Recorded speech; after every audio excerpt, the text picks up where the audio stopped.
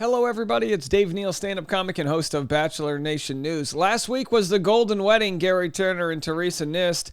And now we've got Leslie, the other woman, and her reactions, her mixed emotions she felt as she actually attended the wedding. That doesn't happen too often where your recent ex attends your wedding, but this is the Bachelor universe, and we are here to cover it. Follow me on Instagram at DNeals.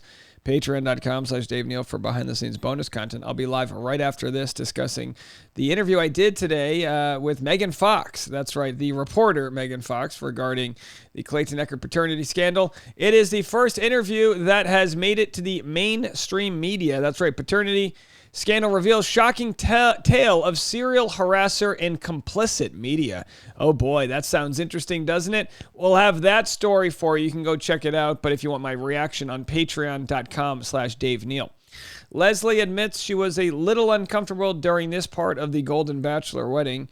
Says it was probably the only time it was really uncomfortable for me, and seeing Teresa so happy really kind of just took that away somehow. So it's a good news story, but of course she spoke about this on the Ben and Ashley I podcast. So let's just listen to the clip. Of course, these episodes are only like 5 minutes long. I mean, literally, I do run-on sentences longer than these episodes. I don't even breathe for 5 minutes when I go on rants. Either way, here's what she had to say. Oh, we just lost it. Hold on. Here's what she had to say. Again, I'm going to cut to about a minute or so in. It's just a short episode. It's probably got 15 minutes of advertisements within the episode. But what she discusses here is, just the instant recap to what it was like being at the Golden Bachelor ceremony. So, welcome to the end. Of course, we got to get to the advertisements. Listen to Sex Live. Oh my gosh, they're 3 minutes in and there's still advertisements. The anticipation of it was a lot Here it is. harder than it was in reality, to be honest. Good to hear. Yeah. Because we've talked a lot about. Yeah. We have connected through Instagram, and when I went to the Bachelor Mansion, she was one of the ones who ran up to me immediately. You're my icon. You're the best. You're the reason why I even watch the show. So we've talked a lot about the hesitancy to be here, and I've just been trying to lift her up and say, you deserve to be here and to be part of it all, because correct me if I'm wrong, but my take, I feel like we talked about this, but we said, I know it's going to be really hard for you. Why are you feeling like you want to be there? And she was saying that as the runner up, right? I hate that word, but as the runner up, that's what you're called essentially. I was there, Molly was there, whatever. Right. You're secluded. So on the finale, you're on your own. You don't go to the men or the women tell all. You don't get to hang with the group. Like, you are on an island. Yeah. And even more so because it's like the two of you at the end, and then you're just left out in the cold essentially, because you don't get the man, you don't get the group of friends.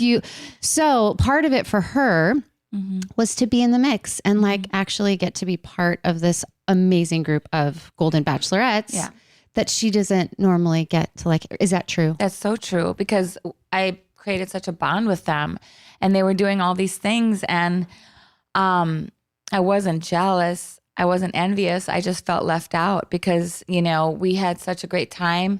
We spent so much time together, and they're doing this and that. And I'm like, hey, don't leave me out in the cold. Yeah.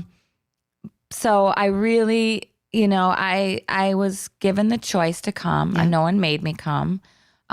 Teresa invited me, and How kind of Teresa to invite her. Welcome to the She said she didn't have to be there. I think it just shows how classy this whole cast was. Yes, I just felt left out because, we had such one of us out of two.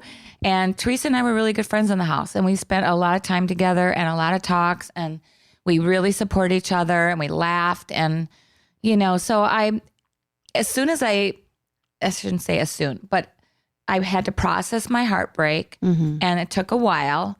But after that, I realized that, they're probably perfect for each other. And I'm so happy that she found love, because that's what we came for. And especially at our age, we wanted to show the world that you don't give up if you're 65 or 70. And so, and she found her true love, and I can only support that.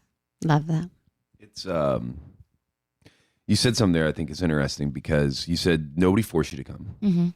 And also, from my understanding of last night, Teresa really wanted you there. Yeah. Right? She did. So you wanted to be there. You chose to come, and she really wanted you there. Yeah. Do you was there ever a moment where you didn't want to be there? Last night, you mean? Yeah.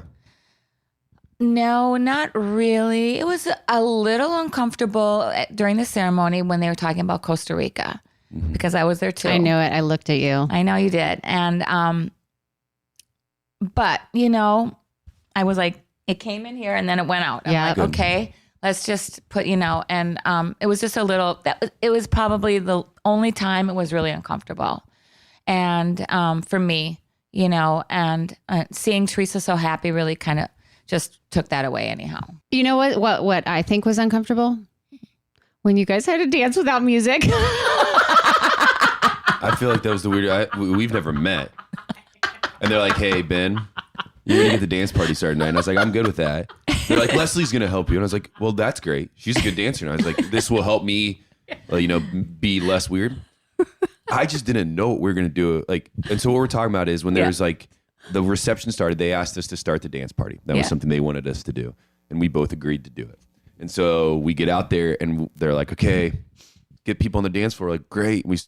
And then there's no music. There was no music. But I looked at you and you're dancing. I'm like, all right. So I was wondering what they were in reference to here. This is when Ben was supposed to be part of this. And again, this is where you feel bad for him, right? He's supposed to be part of the prop scene where they're like, all right, Ben, you're going to go now be the thing who'd go, you'd go to the dance floor. And then they're supposed to dance, but the music wasn't playing. So they look stupid. Hey, it's live TV, baby. Dancing now? Yeah. And I was like, yeah, okay. We're in it. She looks at me. She goes, wait, are we doing this right now? I said, oh yeah. We're in it. Like we're almost done. I wasn't, and then I came out there on the dance floor and he goes, "Thank you." That was weird. Okay, yeah. And I'm like, is this a warm up? Is he practicing his moves, or are we doing this now? No, we're 75% in on this thing. Like you've been on live television for the last 25 seconds, just standing there looking at me like, what's he doing?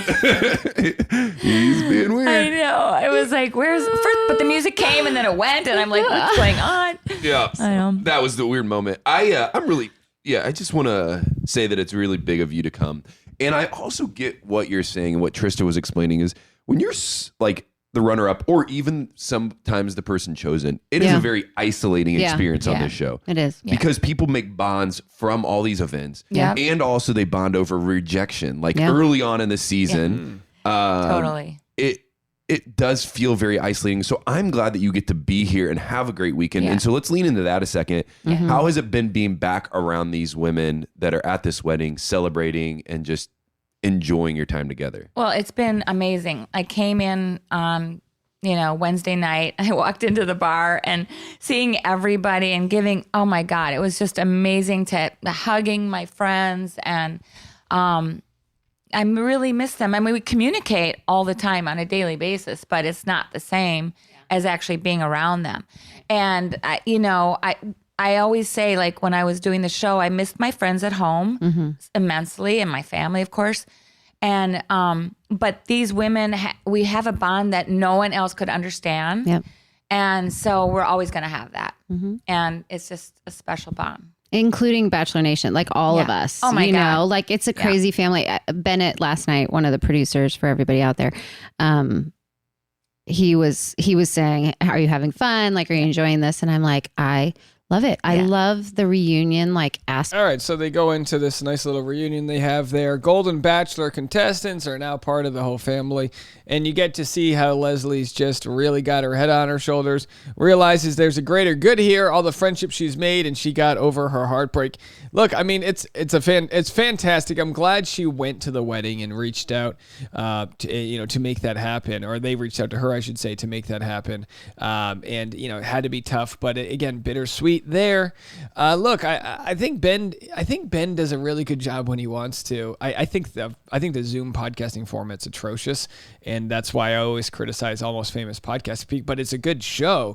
I just hate that it's a 12-minute interview. I emailed all of the people in the media department to get an interview with Faith. Faith wanted to do Driving with Dave, and they never wrote me back. It's so wildly insulting that they'll put up a 12-minute interview riddled with ads. God bless them. I'm not blaming Ben. It's like that's not his business model. But then we would have had a nice hour-long conversation with Faith, and they didn't even give us the courtesy to respond. How about that? Credit. Anyway, so there's your clip. There's your Golden Bachelor news. I'm going to be live on Patreon right after this. Got a lot going on this week, so thanks for bearing with me here as we move across the country and deal with all of the aspects of packing up our lives. It's pretty wild out there. But I do have some new breaking news I'm going to share on the Patreon regarding the Clayton Echard paternity scandal and people that are getting involved. So if you want more of that content, you know where to find us. We'll be back right after this.